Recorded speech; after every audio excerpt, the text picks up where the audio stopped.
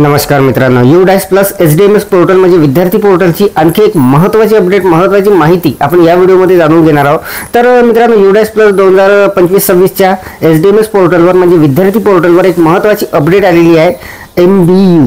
तर रिव्हॅलिडेट for MBU अशी एक टॅब तिथे आलेली आहे प्रत्येक विद्यार्थ्याच्या माहितीच्या समोर। आणि हे नेमकं काय असणार आहे, आपल्याला काय करायचं आहे याची संपूर्ण सविस्तर माहिती मी आपल्याला देणार आहे। मित्रांनो, MBU म्हणजे मॅन्डेटरी बायोमेट्रिक अपडेट असणार आहे ही। तर आपल्याला यामध्ये काय करायचं आहे, कोणत्या विद्यार्थ्याचं पेंडिंग असणार आहे, कोणत्या विद्यार्थ्याचं पूर्ण झालेलं आहे, याचं नेमकं आपल्याला काय करायचं आहे आणि हे सर्व जे काही करायचं आहे हे मोबाईलवरून अगदी सहजपणे आपण करणार आहोत। तर नमस्कार मित्रांनो, मी राज मेश्राम मराठीशाळा.com या YouTube चॅनलवर पुन्हा एकदा आपलं सहर्ष स्वागत आहे। मित्रांनो, UDAS प्लस SDMS पोर्टल म्हणजे विद्यार्थी पोर्टलची अत्यंत महत्त्वाची अपडेट असणार आहे। रिव्हॅलिडेट फॉर MBU काय भानगड आहे, नेमकं काय करायचं आहे, मॅन्डेटरी बायोमेट्रिक अपडेट म्हणजे नेमकं काय असणार आहे, SDMS पोर्टलची अत्यंत महत्त्वाची अपडेट असणार आहे आणि सर्व माहिती मित्रांनो लाईव्ह डेमो सहित मी आपल्याला मोबाईलच्या सहाय्याने देणार आहे। अत्यंत महत्त्वाचा व्हिडिओ होणार आहे, त्यामुळे व्हिडिओला स्किप न करता पूर्ण बघा। चॅनलवर जर नवीन असाल तर चॅनलला सबस्क्राइब करायला विसरू नका आणि व्हिडिओ जर आवडला तर व्हिडिओला लाईक व शेअर करा। चला तर मग सुरू करूया।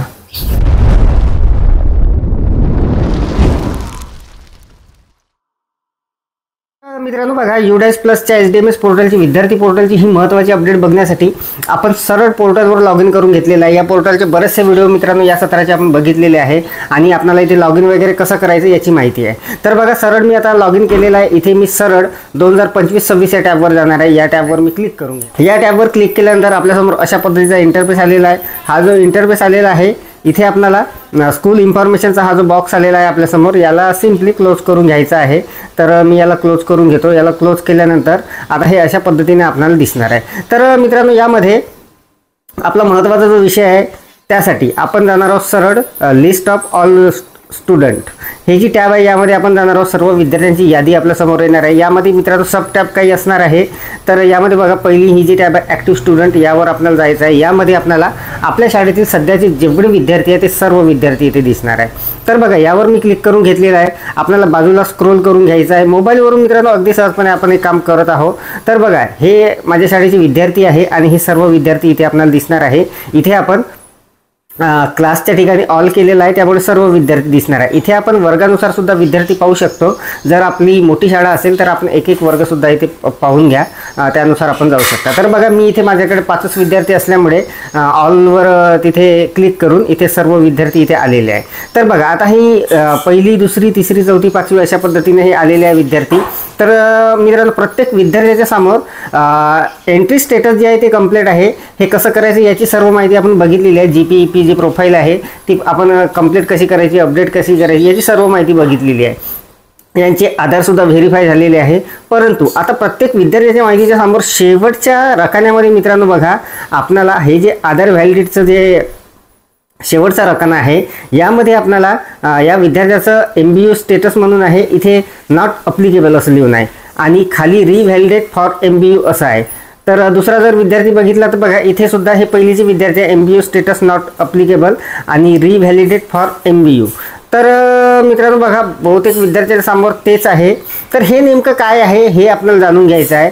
तर मित्रांनो बघा, यामध्ये जर आपण वर बघितलं तर या टॅबमध्ये आपल्याला हे जे MBU म्हणून आहे याचं लॉंग फॉर्म इथे लिहिलेलं असणार आहे। MBU म्हणजे मॅन्डेटरी बायोमेट्रिक अपडेट। तर मित्रांनो, आपल्याला जर आठवत असेल तर आपण सुरुवातीला जेव्हा आधार कार्ड काढतो, जर लहान मुलांचे आपण आधार कार्ड काढत असाल तर तिथे जर ते 5 वर्षाच्या अगोदरचे असतील तर त्यांचे फिंगर आणि जे डोळे असतात ते तिथे घेत नाही, त्यामुळे त्यांना आपल्याला 5 वर्ष झाल्यानंतर अपडेट करायचं असते। तर तेच आहे मित्रांनो, हे जर आपल्याकडे आलेले जे विद्यार्थी आहे 5 वर्षाच्या अलीकडे जर त्यांचं आधार कार्ड काढलेलं असेल तर त्यांना मॅन्डेटरी बायोमेट्रिक अपडेट जी आहे हे करावी लागणार आहे। तर आपल्याला आता मित्रांनो या पोर्टलवर ही जी टॅब आलेली आहे यामध्ये ते चेक करून घ्यायचं आहे।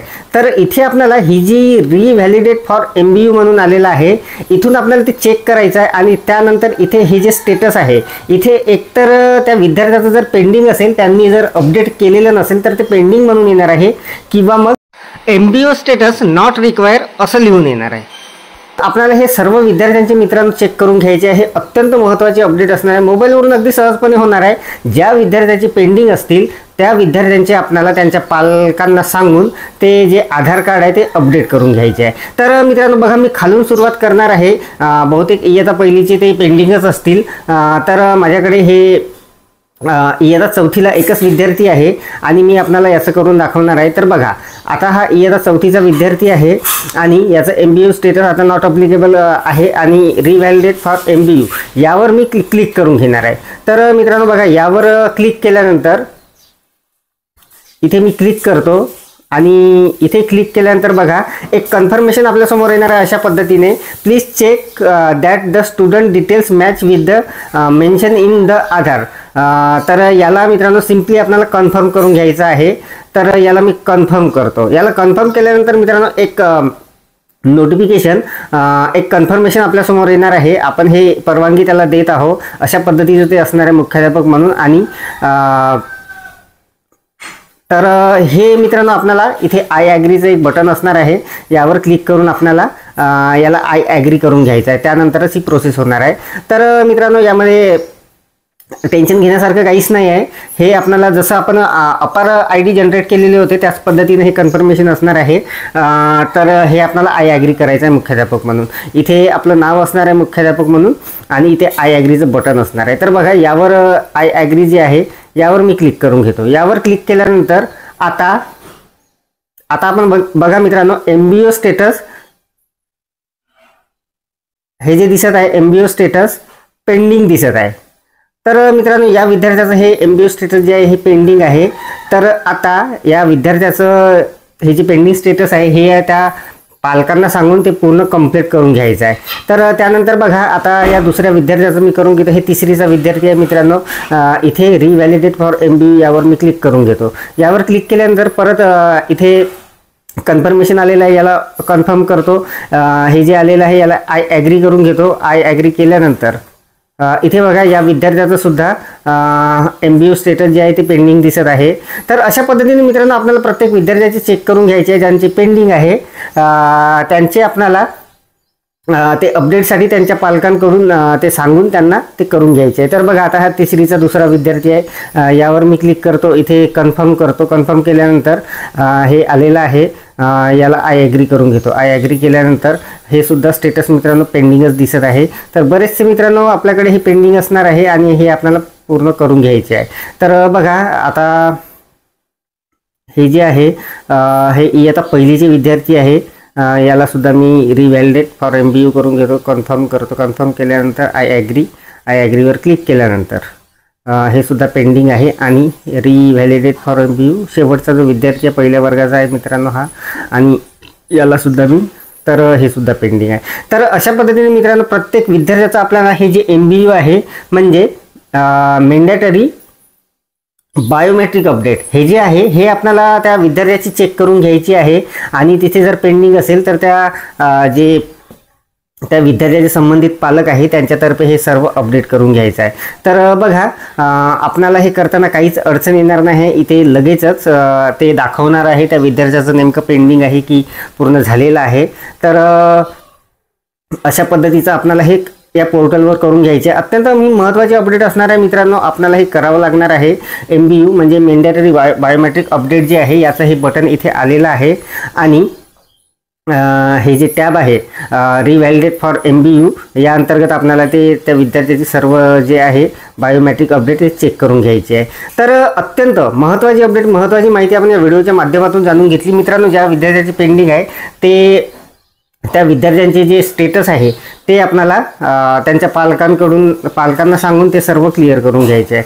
तर बघा, अशा पद्धतीची ही अपडेट होती अत्यंत महत्त्वाची। UDAS+ 2025-26 या वर्षामध्ये आपल्याला विद्यार्थी पोर्टलवर ही एक महत्त्वाची अपडेट आलेली आहे, महत्त्वाची ही माहिती होती ती आपण जाणून घेतलेली आहे। मोबाईलच्या सहाय्याने अगदी सहजपणे आपलं हे काम होणार आहे। तर सध्या तरी या व्हिडिओमध्ये एवढंच। व्हिडिओ जर आवडलेला असेल तर व्हिडिओला लाईक करा, शेअर करा आणि माझ्या मराठीशाळा.com या YouTube चॅनलवर जर नवीन असाल तर चॅनलला सबस्क्राईब करायला विसरू नका। पुन्हा व्हिडिओ असेल एका नवीन माहितीसह, नवीन अपडेटसह। तोपर्यंत धन्यवाद।